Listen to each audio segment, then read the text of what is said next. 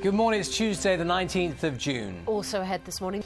And you switch off your smartphone. Stop after work as more and more of us take up On the basis of cost alone. The Burmese opposition leader Aung San Suu Kyi returns to the UK today. It's the first time in 24 years the Nobel laureate has visited the country, which was once her home.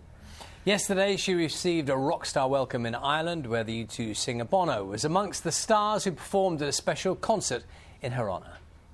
Yes, we'll be speaking to Rebecca Frayne, who wrote a film about Aung San Suu Kyi's life and who was at last night's concert. That's in just over an hour's time. Now, the Eurozone debt crisis is dominating the agenda at the G20 summit in Mexico. World leaders voiced unease over what one top official described as the single biggest risk for the world economy and urged Europe to take all necessary measures to overcome the crisis. The government is setting up a commission on childcare. It will look at whether relaxing regulations could bring down the cost for parents and increase the supply of places. Well, meanwhile, an independent report has concluded that people working with very young children need to be better qualified. Professor Nut Brown says staff should have the equivalent of GCSE English and Maths. And we're going to be speaking to the Chief Executive of the National Day Nurseries Association about qualifications for those who work with preschool children in about half an hour, 20 to 7 this morning. A paralysed man who can only communicate through eye movements will today ask the High Court for the right to take his own life. Tony Nicklinson. Now, leading universities have criticised the content of some A-level exams for not being challenging enough. It's a big day for England football fans as Roy Hodgson's side take on tournament co-host Ukraine in the final group match of Euro 2012. Whoever wins the game in Donetsk tonight will go through to the quarter-finals. So our correspondent Daniel Sanford is with some hopeful England supporters at a campsite in Ukraine. What's the atmosphere like there, Daniel? All right, Daniel, thanks very much. Curry houses in Birmingham are applying for the city's famous Balti dish to be given protected EU status. Now, if the application... Oh, lovely. Smell it from here. Absolutely. Sally's here now. Really important day today, Charlie. Can you just establish something for me? Go on. If England lose... Yeah, we're out. Well, dare I say it? They're out. Is it as simple as that? There's no maths equation. No. If they don't win tonight's match... The simple version, the version that I understand, so let's hopefully I'll everybody understand it then. win or draw. They need a point. So, really important game tonight.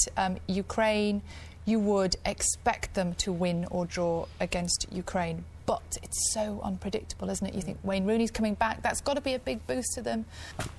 Let's have a look at the front of the papers. So you've already touched on that paper, haven't you? The Sun, there we go. There's the headline there in the Sun. The headline writers like to have fun sometimes, don't they? Front page. Stark headline on how people are struck. Guardian this morning. Front page Daily Telegraph, their main story this morning about pensions in the armed... Cream blush. Pale lavender. Good, OK. Blush. Lovely pastel summer shades. Let's get these things right. Daily Mirror has the sad story of Tom Maynard, cricketer. And finally, the Daily Mail. There we go. It's lovely.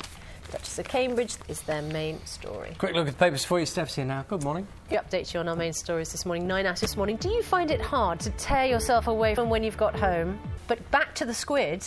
Oh. Is it barbecue weather? Anytime soon, Carol. Morning. Good morning. Or whether we'd just be setting fans up for a fall. Well, Sandwiches all go through given protected status. Now, though, Sally has the expectation. Jazzy little thing Bit on of your like head. feathery, Not a cute hat, like... What about length of skirt? Skirt length, yeah. To the knee. Sally, thank you very much. 6:38 now. Be honest, do you take work home with you? Are you addicted to checking your emails on your mobile while you're cooking the dinner?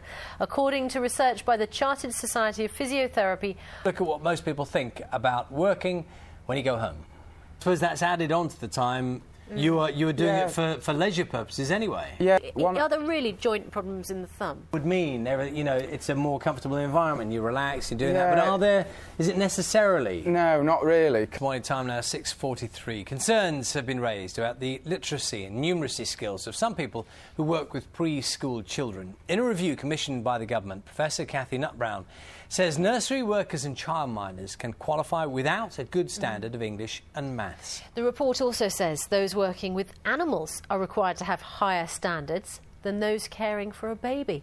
Joining us now, do you share that view then, that it is harder to work with animals and you need better qualifications than to work with children. We get to a point where if you haven't got a GCSE in English and maths, you can't teach in a nursery. Is that the point we're getting to? Because that would preclude a lot of very, very good teachers.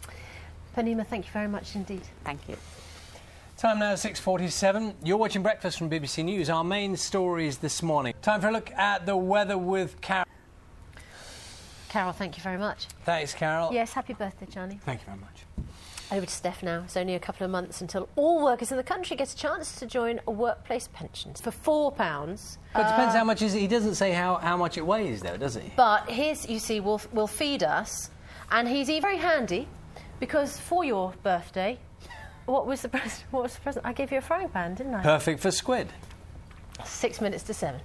Do you concentrate better at work if there's music on, or is the radio a complete distraction in the workplace? And new research suggests silence is far from golden, with 3/4 of business owners saying music increases staff morale. 20% even said they thought they would lose business without it. We sent Tim Muffet to find out more.